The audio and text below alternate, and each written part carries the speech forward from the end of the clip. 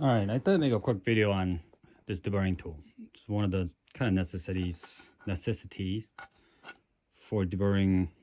Like I had to use a brim on this, so it left a bit of ragged edge. Try to get rid of it. And deburring tool is one of the best ones to use it.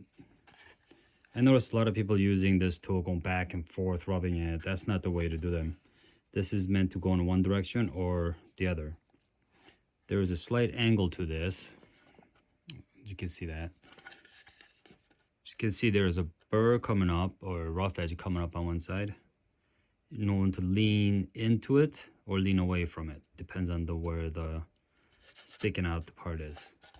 And when you use this, don't go back and forth. Hold it securely, and I will lean towards inside because there's burrs at. And like peeling an apple, slowly.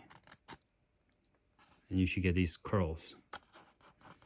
A little bit at a time. Still got a little bit more. Same thing. Just go slowly. And it gets rid of it. Same thing this side.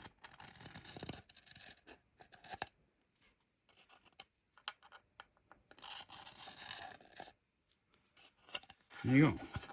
Don't be doing the back and forth thing. That's all it does is makes it jagged and sharp edges and leaves a mark. So that's how you use these deburring tools.